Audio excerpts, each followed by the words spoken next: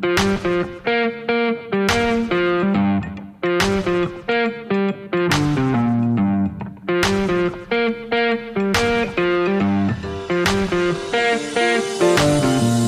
and welcome to Let's Pod This. It's been a busy week. Man, we think we're going to get a break, and every week is a busy week. I'm joined today by Bailey Perkins. Hi, Bailey. Hello, Andy. How are you today? I'm doing all right. So it's All right. always, as always, it's Friday, but I took the day off. So Hey, it's been a good Friday for sure. I have forgotten what a day off is like. Scott is not able to join us today. I assume he worked today, but he is moving tomorrow, and so he is doing moving things, last minute stuff. So best wishes to him. Maybe he'll listen to us. Although he is texting me right now, so I guess he's not that busy. Anyway, so today let's kind of go through a few things. We want to do an update on COVID, of course, a brief recap of President Trump's rally last week in Tulsa, which happened, I guess, the day after we recorded last week. And then we'll talk a little bit about the election that's coming up next week. And Or technically now. That's true. You can vote today. There's still time. And then Where's my problems. sticker? What's that? I have to show my sticker. Oh, nice. There you go. I did a drive-by notarization of an absentee ballot and then had to circle back by their house with a sticker later because I forgot it the first time. And make sure that people get their stickers, even if you vote Gotta absentee. have the sticker. That's Yes. right. And then we'll also touch on the continuing problems and perhaps escalating problems at the Oklahoma Employment Security Commission, which is the AKA Unemployment Office. And if we have time, we'll talk about interim studies, although there may not be time because it's been a busy week. So I'll start by mentioning COVID. Normally we dish this over to Scott as the physician in our midst, but the news is not good, right? They are continuing to increase the number of cases. We had around 400 cases again today. And so the 7-day moving average just keeps going up, right? Like the number of cases goes up. We've had almost 1,500 cases in the past week. And so I think we're going to end, I need to look again, but we might have ended this week with as many cases as we had like in the entire month of April, which was Yes. the quote peak, right? I'll do air quotes, peak. And so we're not the only state that's going up, although we are one of the worst, but we are seeing this in a number of states, particularly in the Midwest and the South, right? Texas had one day that had 5,000 cases hit. So Florida had 8,200 today, wow. which is mind-blowing, right? So maybe, we'll take our count our blessings where we can find them, but it's still not good. And so when you look at the number of cases, the number of deaths, and the number of hospitalizations, that curve on the graph, like it was going down for a while, and then starting in mid-June, which was 2 weeks after Memorial Day weekend, right? And when we started reopening businesses again. That's right, because we started reopening at the end of, towards the end of May. Mm-hmm. And so as we expected, right, there'd be an increase. I don't know that even I expected it would be this steep, though. It's just shooting up there. And so... Yeah. And even with like the cases going up, there are some areas like in Houston, for instance, are saying that their hospitals are reaching maximum capacity and being able to cater to those who may have severe COVID symptoms. And so that's really scary possibilities that not only are cases going up, but hospitals are becoming overwhelmed. Right, because that then affects not just COVID patients, but everybody else, right? You have a heart attack, a car accident, a baby, anything else, and there's less and less room for people to be treated. Absolutely. And Bailey, you mentioned Texas a couple of times there. Greg Abbott, who's the governor of Texas, earlier this week or end of last week, started coming out saying, hey, listen, y'all, you've got to wear masks, which was a bit of a shift in his rhetoric, right? He had been pretty pro, like, just open up and do what you want. And he was like, no, listen, everyone needs to wear a mask. Like, we're not messing around. And now they have effectively paused their reopening.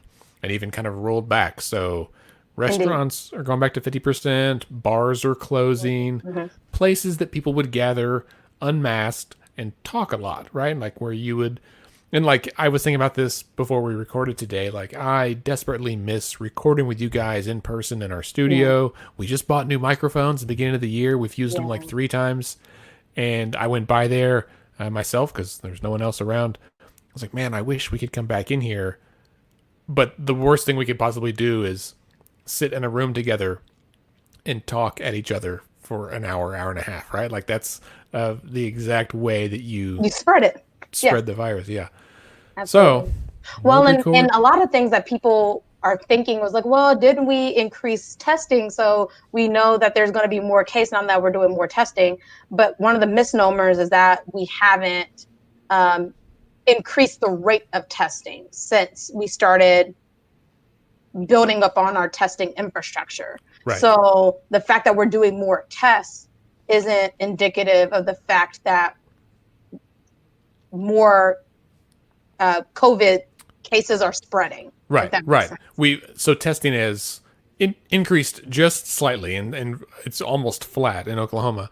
But even with more tests, there are more of the tests that are positive than before. So we are. You would think it would be the rate would be stable there, and it's not the case. Like Right.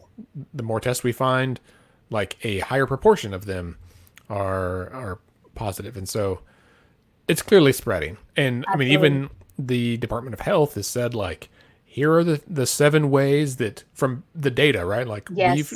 we've done contact tracing, we have interviewed thousands of people now, and these are the top 7 places that they contracted the virus. And it's like It's bars, weddings, you got it other right there. small events, gyms, house gatherings, funerals, bars, and faith-based activities. Yeah, man. My wife's gym sent an email the other day that said, "Hey, we've got 2 cases, but we're still open. Just, but I mean, if you're at the gym, right? Like you're in an enclosed space, you're huffing and puffing, you're breathing, other people are breathing. Ta-da! That's how you get it. Absolutely. It does seem like from the data that we have here and in other states that the rallies have not contributed to an increase, right? And I mean, we said this before in the podcast. Scott and I went to the first rally together here in Oklahoma, and we were both like almost shocked at the percentage of people that were wearing masks. Like almost everybody. I can think Yeah. of one person that I saw that was not, because I recognized him, and that may have to do with his political affiliation. I don't know, but I mean everybody else, like it was almost weird seeing thousands of people all masked up and being like, I barely recognize everybody. Even seeing the mayor and JD from across the parking lot, like you can see the mayor because he's tall, white guy in the middle of Right. the crowd, right? But like he was masked up like everyone, Yeah. and so And that's when you're good. in an outdoor space and people are wearing masks, it Yeah, reduces your likelihood of contracting or passing it on if you are asymptomatic. And so someone posted a really neat graphic on social media. And I'm trying to remember like what entity it was, but they did the graphic of like very high, high, medium, low, yeah, very low. And they showed like the picture of like 2 people standing right next to each other without masks and how that's very high.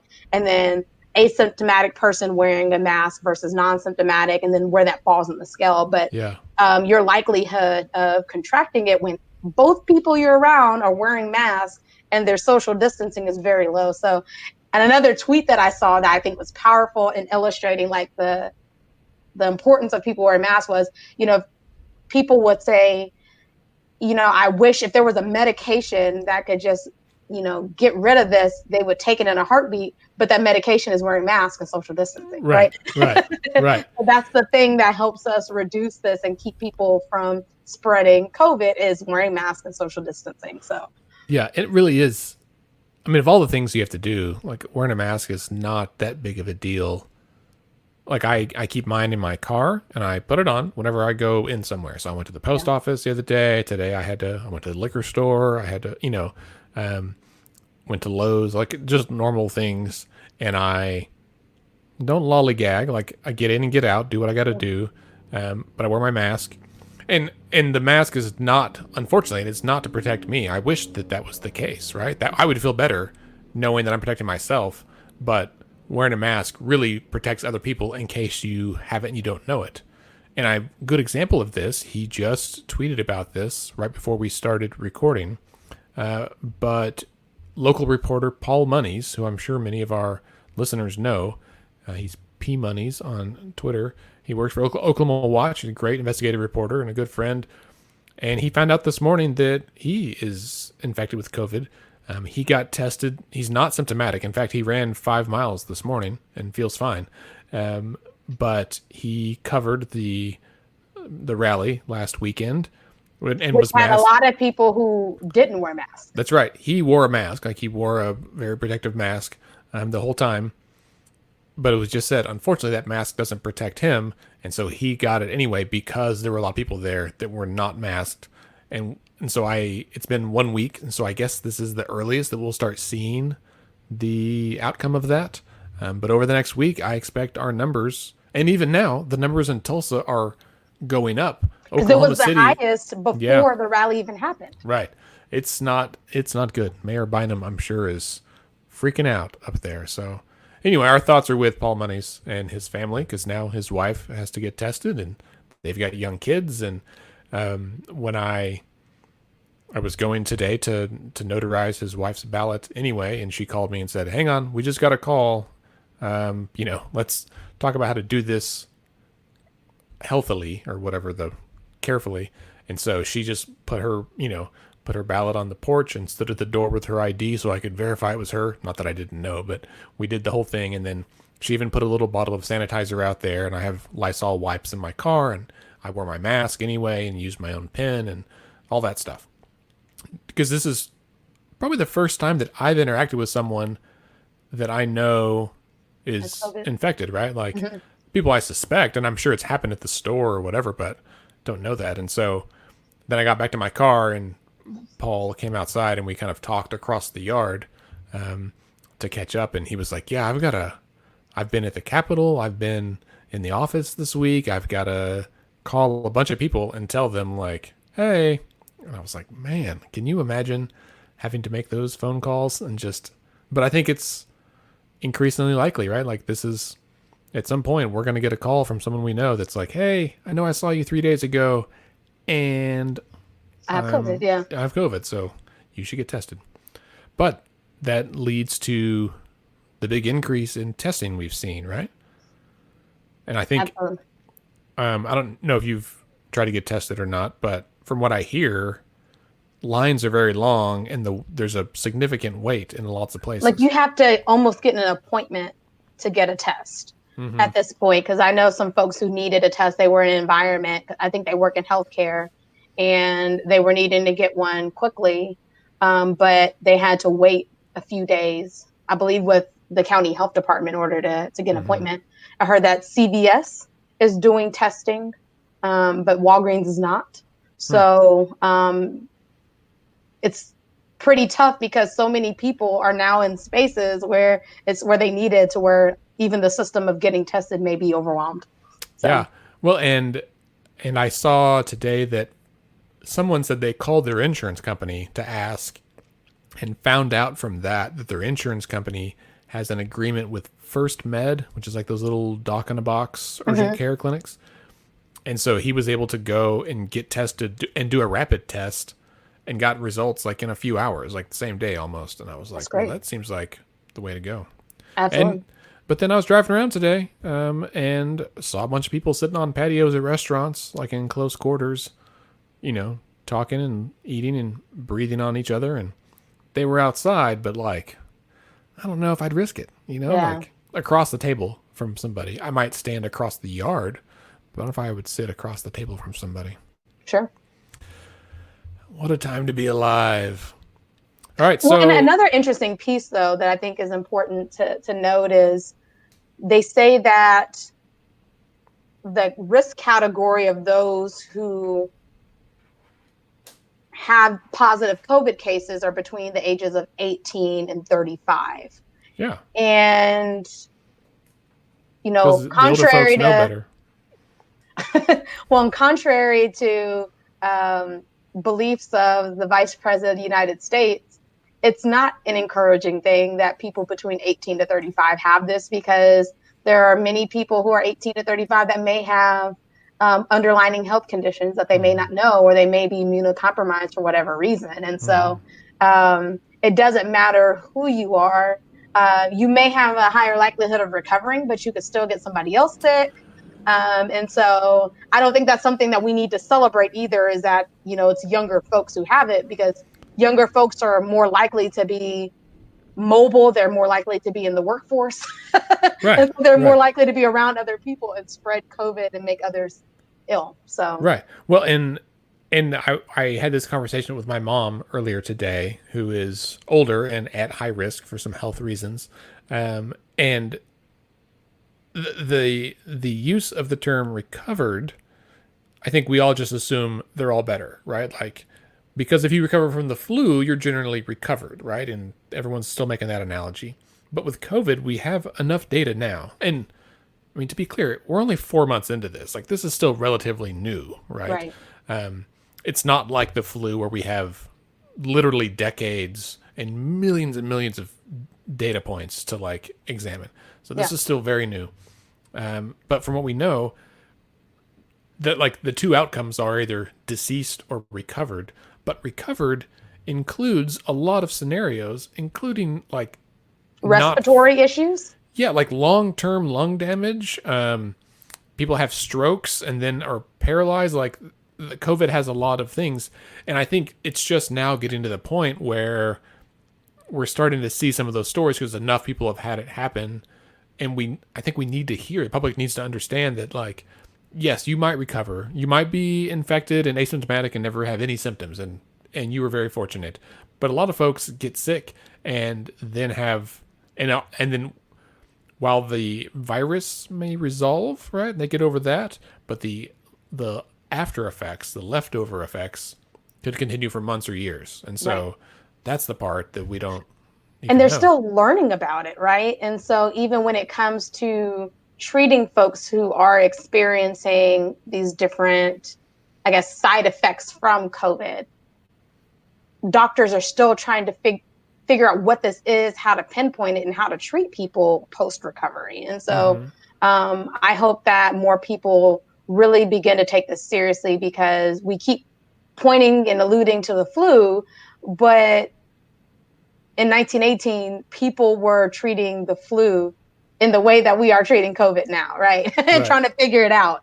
And so it's important that people really take this seriously and not get as a media hoax. Right. So Well, and there's a graph that has been widely circulated this week that compares the United States to the European Union as a whole, right? So, and there's like a parallel trajectory going up, and they both peaked in April about the same point, and they both started going down, but most European countries like continued their lockdown for like 2 weeks longer, right? And even at the time we started opening, everyone said, we should wait 2 more weeks, man. Like, that's not that long. But we were eager to be the first ones open, and the United States flattened out, and like, but not in the flatten the curve way we all hoped. It like the decrease stopped, and now it's going back up. And so meanwhile Europe is eradicating the virus, and so what's going to happen is they will be able to fully open before we are. And if you are worried about the economic impact of this, people are talking about what's happened so far, and the real story is what's going to happen over the next 18 to 24 months, right? When the United States is still crippled and we're still not able, and we are losing, tens of thousands into the millions of people who are dying and thus leaving the economy, we will not be recovered. Meanwhile, other countries are going to come back, and companies are going to shift production, right? Like, even I was reading about Tesla. Full disclosure, I own my very tiny amount of Tesla stock, and I'm interested in their business in many ways. So they have an earnings call next week, and investors, or the analyst, or whomever it is that puts out guidance, said that they're hoping that that Tesla's Chinese factories are able to pick up the slack from the American factory. So they have a big factory in California that's been closed, and he even tried to open it several times, and they had more cases. So there's a lot of stuff in the news about it. And so they have a factory in Shanghai, and that one has actually had to ramp up to compensate for the United States. And I was like, how about that, right? Like China, where the virus started, they had a very strict lockdown, and now they're able to take up the slack for the United States because we're too narcissistic to wear masks. Well, and I think there's this unreasonable dichotomy of economy versus the people. Mm-hmm. And it doesn't have to be that way, because the quicker we solve this public health challenge, the quicker we can restore the economy and getting people back to work in a way that's safe. And if we're losing a bunch of workers and those who have, the specialties to do the different things, then who's going to work at that Tesla plant? Right. And so it's not an either or idea. And I mean, I know we're going to talk about this here soon, but like even looking at the long lines of unemployment, there are different ways that government can help during this rough period so that we can flatten the curve and then ramp back up. Right. Yeah. I had a friend that texted me yesterday out of the blue and just said, if you were president, what would you do to respond to the COVID crisis? And I was like, oh, give me a minute. Like, let me not just have a knee-jerk response to this, but that's a good question because it makes you think. It's easy for any of us, right? Any person just to sit home and be like, that's the wrong thing to do. And then, but to have someone put you in the spot and say, well, what would you do? Yeah. I was like, oh, this is good. So we kind of touched on this a second ago, and let's just do a quick recap. Last Saturday was President Trump's Make America Great Again, or whatever the slogan is for this campaign. First rally. They've been saying post-COVID, clearly not post-COVID, but since the start of COVID. Mm-hmm. And it was in Tulsa. We talked about it in last week's show. And there was expectations that set by the campaign that attendance was going to be in the tens or 20s of thousands. And it seems like turnout was less than 10,000, right? It was like less than 7. Like 6,200 or something thereabouts. So well, and I think one of the problems is that the campaign assumed that ticket reservations equated to participation. And there was a huge campaign of folks saying you should register and take up tickets so that the arena could be empty. Right. And so I don't think that was accounted for, that there were a lot of people who had no intention of participating in the first place. They were just going to try to take up an empty seat.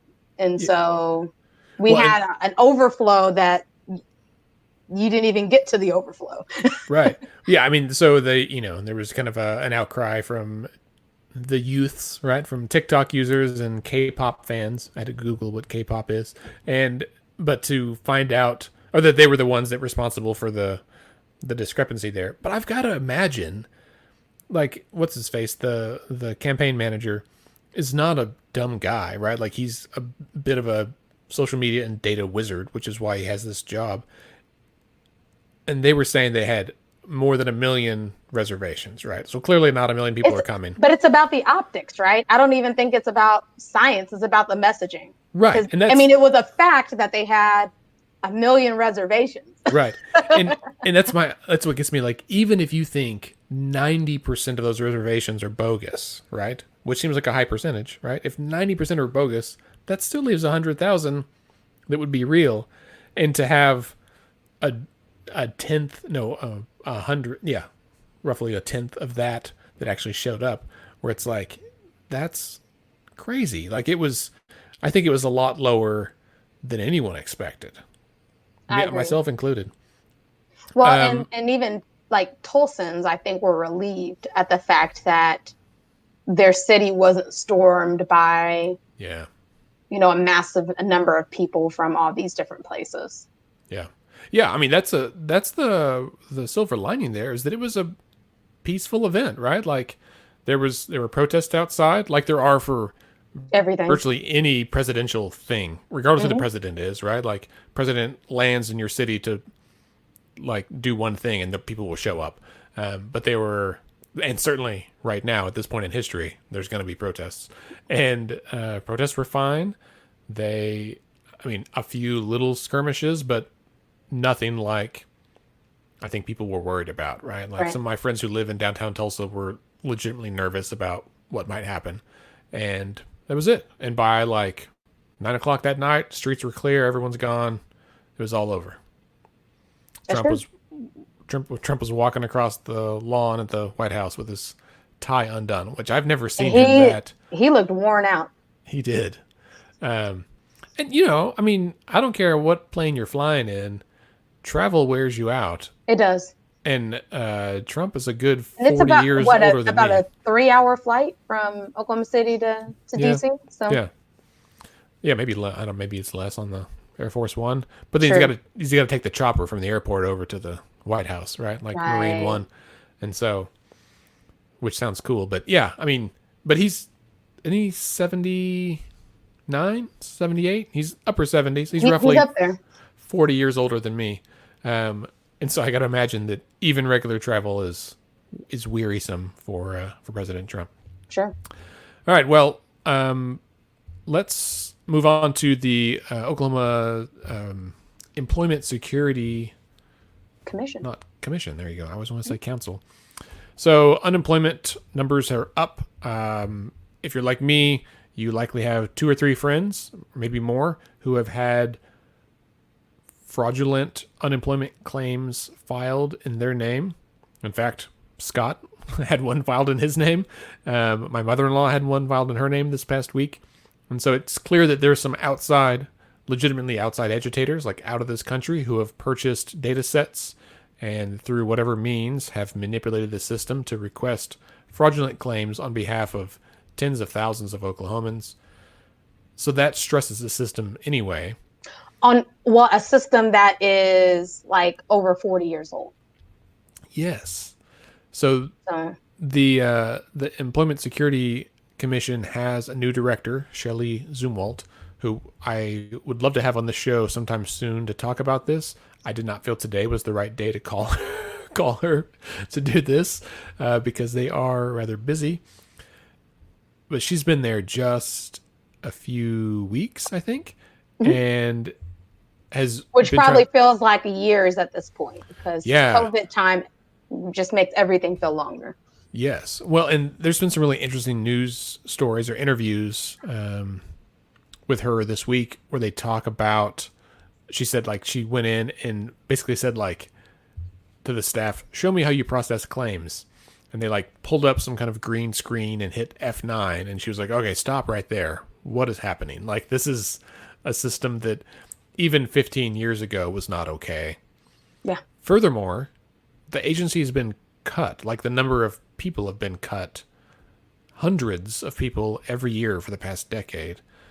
I saw a tweet today, and it was basically between 400 and 900 people every year for the last 10 years. So they are operating with fewer people, with old systems, at a time when there's a huge burden of fraudulent claims and a huge number of legitimate claims. And shout out to our local media for sharing the stories of what those who are facing unemployment are experiencing, stories of what the system is experiencing internally to help paint the picture of what's happening in a holistic way. Because there's even stories about employees who wake up, go to work stressed out, go home stressed out because it's an overwhelming time to work for the OESC right now because it's overburdened. Yeah. And so what we've seen this week from where those stories came is lines of people wrapped around the building. Starting at like 2, 3 in the morning, Right. waiting to try to see somebody like at 8 a.m. Right. and not getting to, right? Like they said, basically, if you're not here by 4:30 a.m., you're not going to get seen today. I don't know what the process is, but I don't know why it takes so long. But they were basically able to process like 160, 170 people a day, which I guess is a decent number. But when you have thousands Mhm. who need it, that's not enough. Well, and when you have old systems, right? So when you're using technology from years ago, it takes a while for things to process and to deal with the machinery. I'm sure if they had, if the Oklahoma legislature invested in them to update their technology and to hire more staff, I'm pretty sure they could do like triple, quadruple the number of people they're seeing per day. Right. Right. Yeah. Yeah.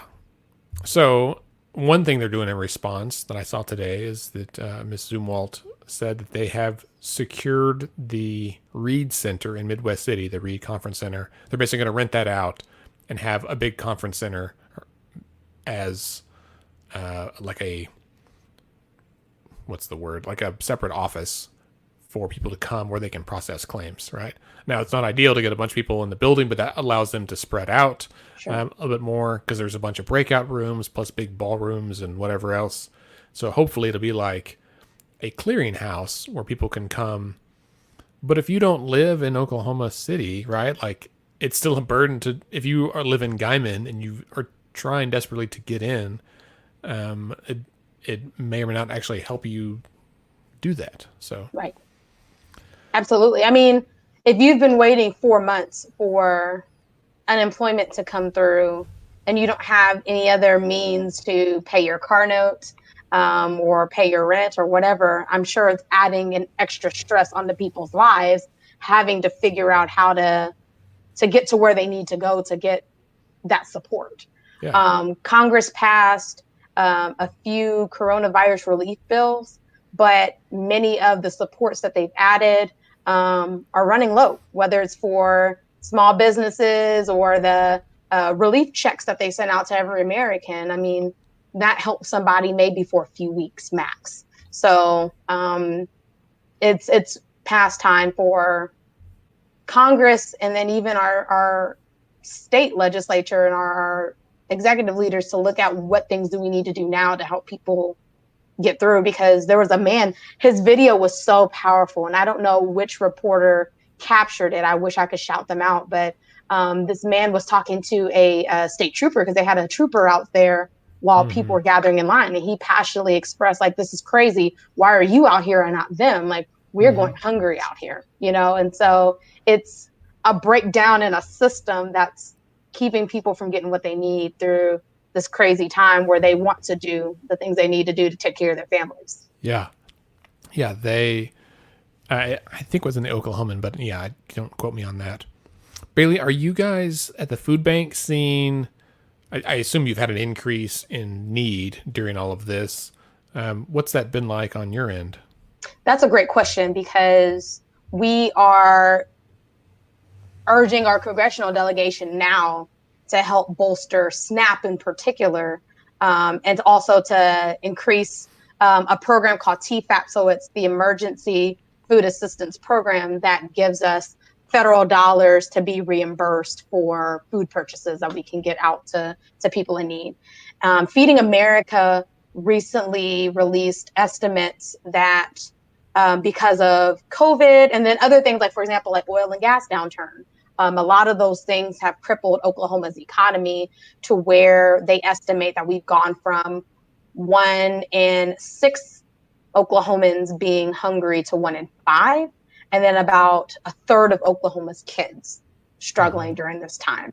And so we're definitely seeing higher demands in centers, and we've had to be really creative in figuring out how to keep staff and volunteers safe. Because there are some areas where people have tested positive for COVID. So what do you do, right? So like, especially when we rely heavily on volunteer labor on helping us to serve more people and to do it in an efficient way. And so if more people had not just access to SNAP, but like increased SNAP benefits, then that means that they could go to a grocery store or a farmer's market, and they're stimulating the economy by doing that, but they're also able to get more for their families. And then even when they buy that food, they don't have to go left and right to figure out how to take care of their families and eat nutritious meals. And so that's one of our biggest pushes right now to our entire congressional delegation that we're asking people to help us on. We signed on to a sign-on letter that had 2,500 organizations that focus on hunger advocacy across the country, saying, hey, Congress, like, we need you to step in and do more in the next coronavirus relief package. And we're hearing that they want to do something as soon as like after the July 4th holiday weekend. So we'll see what happens next month in terms of helping to support the charitable sector as they're trying to help patch holes that already existed. Because Oklahoma already had a really high rate of food insecurity. Yeah. And so COVID just exacerbates the issue. And so we're hoping that they'll add more support to the charitable sector, as well as strengthening the systems that we know work and boost the economy. So this doesn't have anything to do with food banks, but I appreciate you sharing all that. I think it's super important information. But when you mentioned the additional legislative or congressional aid package, right, that they're proposing, I saw last week that someone had proposed an idea about giving people $4,000 to take vacations. And I would just thought it was so out of touch with how Americans live, right? Like, because there are people who have never taken a vacation in their life. No, I bet I've had 2 vacations in the past 15 years, like where we actually went somewhere. We went to Santa Fe for 3 days, and then we drove to Santa Fe, and then we drove.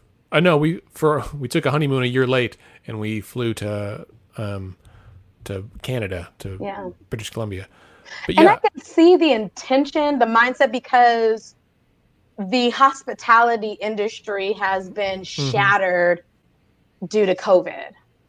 There's a hotel chain that recently built, I think it built 4 or 5 months ago, and now it's completely empty. I drive past it every day and I see like the lights off.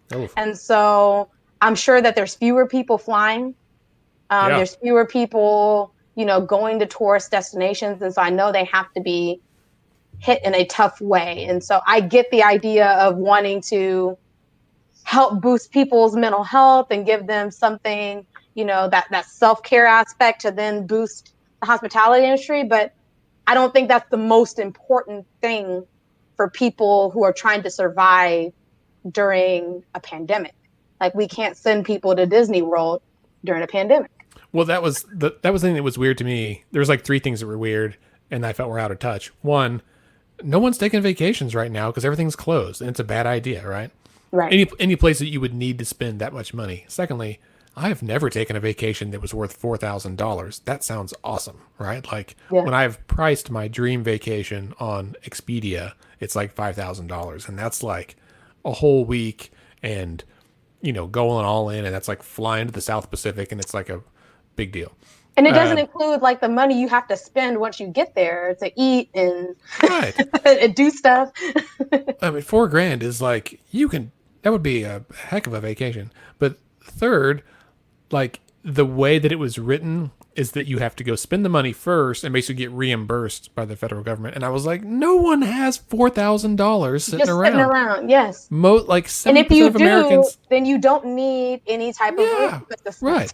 No, I mean, and I was like, did you not see all of the statistics that we know that like 70% of Americans don't have $400 in the bank, like much less 4,000? Yeah, so they're one situation away from losing it all. No, it just came across like, oh, Congress wants to take a vacation and they want us to help pay for it, which is absurd. So, yeah, man. Anyway, well, if you have any ideas, listeners, on on good vacation places once this is all over, please send us an email at podcast@letsfixthisok.org. I'd love to hear your vacation ideas. All we can do these days is sit around and dream about taking a vacation. Or even Instead, staycation, like I'm sure there's some places all over the state of Oklahoma, like some of our state parks that might be great to visit. yeah, that's So exactly right. Yeah, imagine that. I was looking at places to hang up my hammock in the backyard, so maybe that's what I'll do this weekend. All right, let's move on to the very important topic. Maybe we'll end on this. It's election season, right? Like we all know. And so today we're recording this on Friday, the 26th. mhm. And that means early voting is underway, as well as absentee voting or vote by mail. And they're seeing Technically, a record number of absentee ballots being submitted in. So this is yes.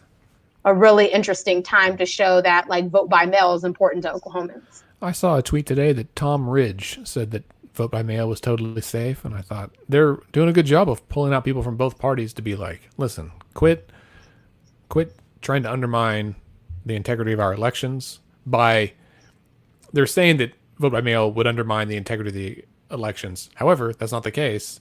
But you saying that that's what happened, that's the actual undermining of the elections. Yeah, so I saw something like there's been 104 or 140,000 absentee ballots Mailed out. Yeah. requested. Yeah. Mhm. And I don't remember if that is a record number, right? I believe it is. And so Especially, well, a record number, especially for a primary election. yes, right. Because they already have low voter turnout in many primaries. And so this is a really interesting time that we're seeing so many absentee ballots requested. And I want to say, and this was maybe like a couple of days ago, so there was probably plenty more already mailed in, but they said they had like nearly 50,000 already submitted into the election boards. Yeah, that's incredible. And I mean, they've got to just open the mail and then zip them through the machine there. If you have a absentee ballot that you requested and you've already mailed it back in, you can go back onto the Oklahoma voter portal on the election board website and check the status. It's kind of like tracking a package, right? Like you can see that it was mailed to you, you can see if it's been received, and then it'll say if it's been counted or not, which I think is cool, and also further evidence that vote by mail is It totally works. great. Yeah. Yes. Very convenient. Yeah, so the election board had tweeted like what the results looked like from the primary election in 2016 for the U.S. Senate and the U.S. House, like how many votes were cast there. And I don't think they have added how many have been casted so far this year, but it does show that the turnout is up this year, which is, I think, just really exciting. Absolutely. Well, and it goes to like there's also things for people to vote on in this primary election. So we have a state question, right? Which often doesn't get scheduled in primaries. And so when we give people things to vote on and we have more competitive elections, we also see increases in people participating. And so that's something exciting that COVID isn't keeping people from exercising their right and using their voice in this election cycle. Yeah. No, I think and there's some evidence that like state question 802, which is the Medicaid expansion, could be a driver of turnout, right? That people are more prone to show up to vote for it than they are to like be motivated to go vote against it. They'll just not vote for it. And so that will be that's good news for the 802 campaign, right? And supporters of that. So yeah, it's going to be really fascinating to see what happens.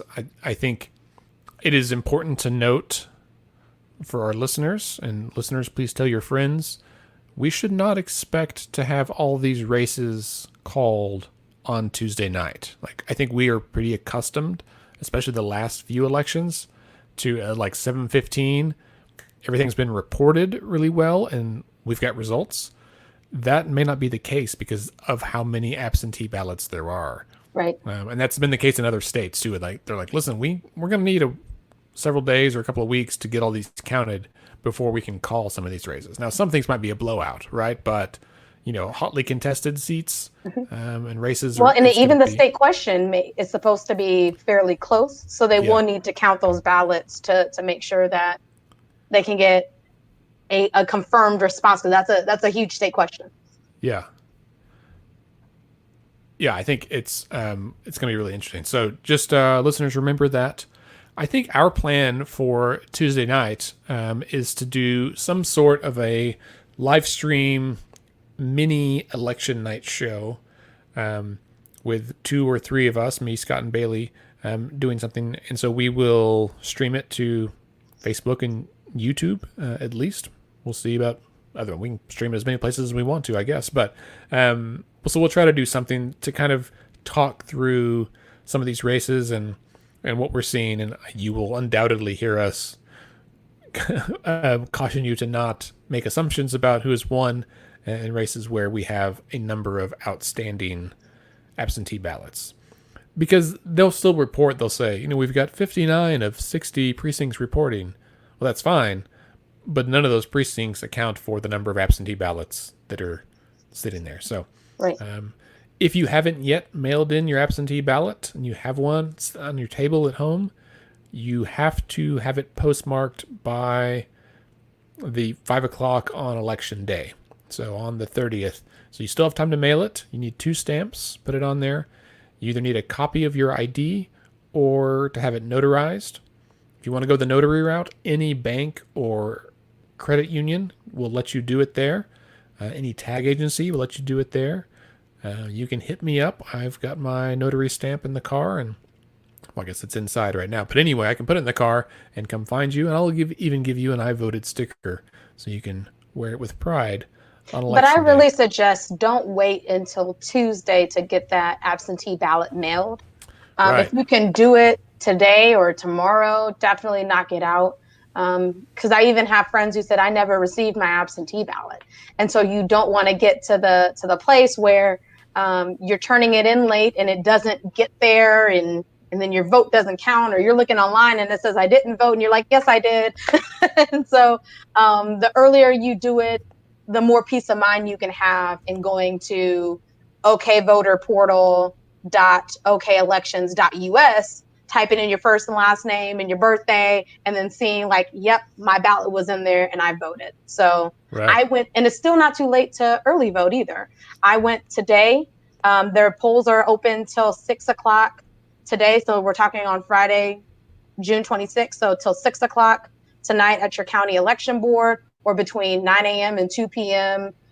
Saturday afternoon. Unfortunately, Oklahoma does not allow early voting on Mondays. I don't know why, but it's a thing for us. And so you can either get that absentee ballot mailed in, you can early vote today or tomorrow, which is Saturday, or go on June 30th. It was really fast for me today. I mean, we waited in line. When I say we, me and my fiance, we waited in line maybe, or my fiance and me, talk properly. We waited in line maybe 10 minutes max. And then we were able to get in within a couple of seconds, sign our notice saying we did not vote with our absentee ballot, vote on the measures that we had, and get out the door. So Nice. It was very quick. I was going to say that if you receive an absentee ballot, you don't have to send it in. You can still vote in person. You just have to sign a thing saying, I promise I didn't vote. didn't. Yeah. And if you're not sure what's on your ballot, we have a blog post on our website, letsfixthisok.org, that I wrote yesterday that kind of explains what all you could expect to see on your ballot, the different races. And it all comes down to which party you're registered with and where you live, right? So, but it kind of talks through that. So, and then the state question for everybody. So feel free to take a look at that. Like, for example, if you live in the village, you're going to have an additional thing to vote on. So what they have up there? It's I don't know what specific the measure is, but it's a local municipal question. So I'll have to look that up and some kind of tweet. City funding situation. Probably so. And depending on your registration, I think there's Well, I think in Oklahoma County, there's a primary for the county sheriff in both parties, right? So you got a lot of those things. So anything municipal, there's county things, there's some Of course, counties. U.S. representative. Yeah, corporation commission. There's a bunch of positions and stuff out there. So take But a look. remember, when you go to the voter portal, go That's look right. at the full ballot. Yeah, you can look at your sample ballot on there, which I think is helpful. And you can even print it out and write on it and then bring that with you as like a cheat sheet. Voting is an open book test if you'd like it to be. So, all right. Well, on that note, I'm just going to say up front that decisions are made by those who show up. So you got to vote to have a voice in the decision being made. And you, by golly, you really need to. So congrats to Hear, everyone who's hear. already voted. Bailey, congrats on your voting. Good job. Thanks.